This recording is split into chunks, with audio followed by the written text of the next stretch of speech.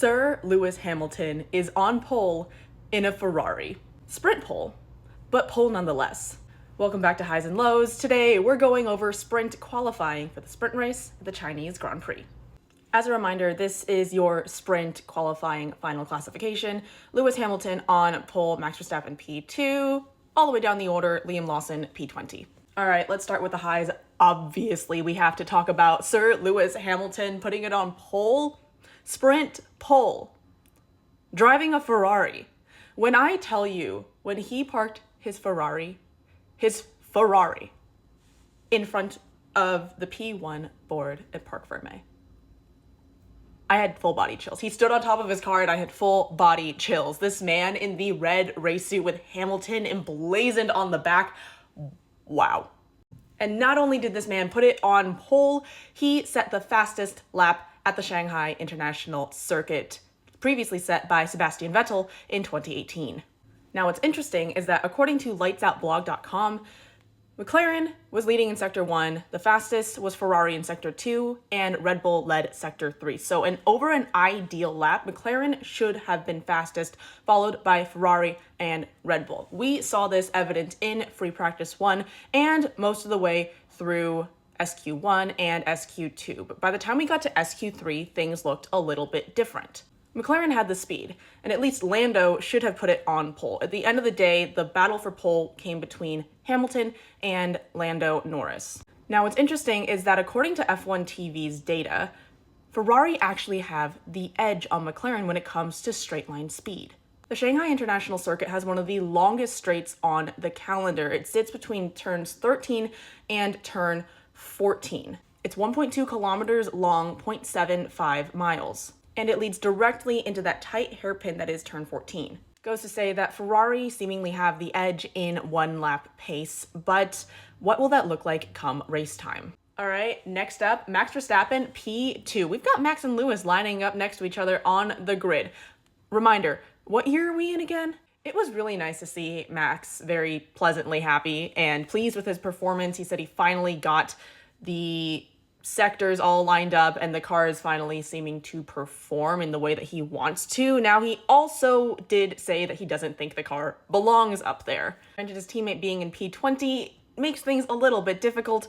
This does show that Max Verstappen really is just inevitable. P4 for Charles Leclerc. I mean, I'm pretty happy. I'm sure Ferrari fans are too.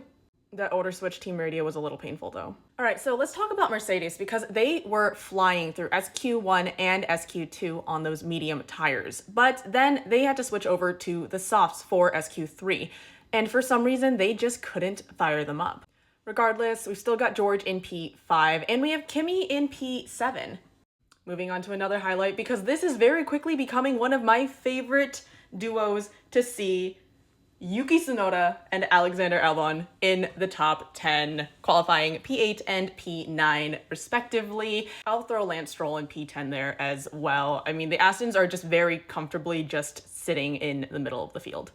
All right, let's move on to my lowlights, most of which are McLaren. McLaren, like I said, has a rapid car this year, but Lando has admitted that it is difficult to drive, and especially with those windy conditions they were subjected to during qualifying today, that could be potentially problematic. We're competing at such a high level at this point, and on this circuit in particular with that long, rapid straight, those tight hairpins, and track resurfacing creating significantly more tire grip, it means that drivers are pushing to the edge, the absolute edge of their performance. They're getting the most out of these cars, which is incredible to see, but it also raises the stakes significantly. One toe out of line could mean the difference between pole and P20. This was Lando Norris's pole to lose, and he did. He had an oversteer moment in turn 14 and had to bail out of the lap. Liam Lawson, again, I think perpetually will. I really hope he moves off of this list for me, but that second seat curse is just here to stay, apparently. Haas hasn't necessarily impressed anyone so far this season. We are only on race 2. But Ollie, P12, out qualifying his significantly more experienced teammate Esteban Ocon? I say that's a win. Carlos in P13, pretty standard for a Williams performance, but at the same time, he has said that he is still just trying to adjust to the car and to his new home at Williams.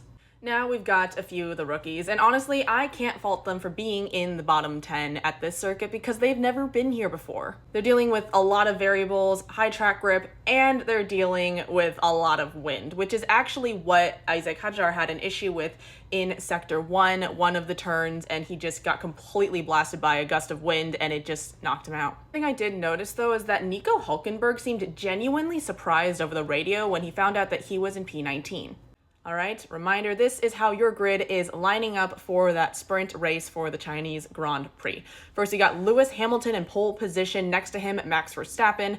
And then we have Oscar Piastri next to Charles Leclerc in that second row. And then we've got Mercedes George Russell next to Lando Norris. And we have Kimi Antonelli right behind them next to Yuki Tsunoda. And then we have Williams Alex Albon next to Lance Stroll. And then we have Fernando Alonso next to Oliver Behrman and Carlos Sainz next to Gabriel Bortoleto.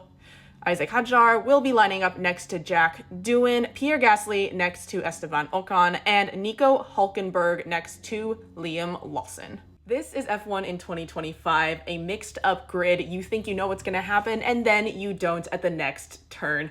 I'm so excited. What are you most excited to see this weekend?